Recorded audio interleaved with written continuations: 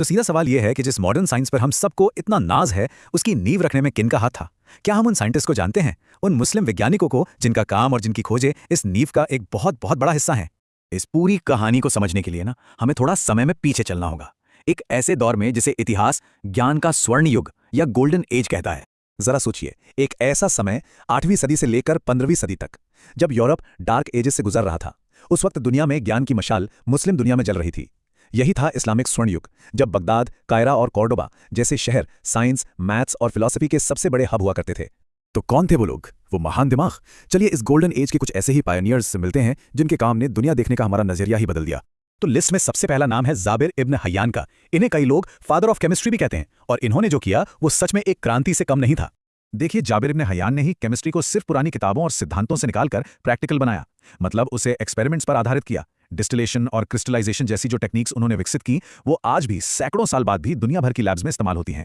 अच्छा, केमिस्ट्री से आगे बढ़ते हैं और अब बात करते हैं उस साइंस की जो हमें ये दुनिया देखने में मदद करती है। हमारे अगले हीरो हैं इब्न अल हैथम, जिनकी खोजों ने रोशनी के विज्ञान को पूरी तरह से बदल दिया। उन्होंने ऑप्टिक्स यानी प्रकाश विज्ञान में एक क्रांति ला दी। सोचिए, उस वक्त तक ये माना जाता था कि हमारी आंखों से कोई रोशनी निकलती है जिससे हम चीजें देखते हैं, लेकिन उन्होंने एक्सपेरिमेंट्स करके यह साबित किया कि नहीं, रोशनी हमारी आंखों से निकलती नहीं बल्कि बाहर से हमारी आंखों में आती है। और यही सिंपल सी लगने वाली खोज मॉडर्न ऑप्टिक्स की नींव बनी।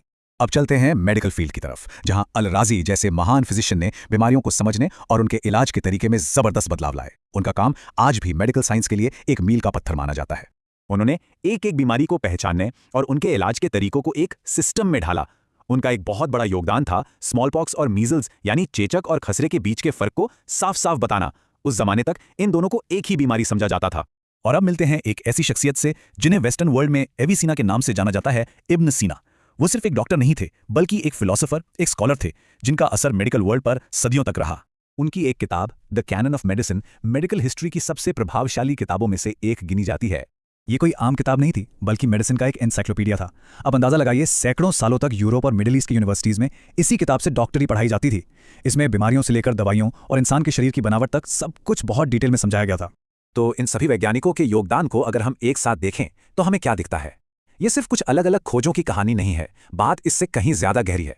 इन सभी वैज्ञानिकों का सबसे बड़ा योगदान शायद उनकी खोजें भी नहीं थी। असल में उन्होंने साइंस करने के तरीके को ही बदल दिया। उन्होंने इस आइडिया को मजबूत किया कि असली ज्ञान सिर्फ पुरानी किताबों में नहीं, बल्कि एक्सपेरिमेंट करने और चीजों को गौर से ऑब्जर्व करने से मिलता है। तो इसीलिए आज जब हम मॉडर्न साइंस की चमचमाती इमारतों को देखते हैं तो ये याद रखना बहुत जरूरी है कि इसकी नींव में इन महान विचारकों के पत्थर भी लगे हैं। ये विज्ञान की वो विरासत है जिसे कभी भुलाया नहीं जाना चाहिए।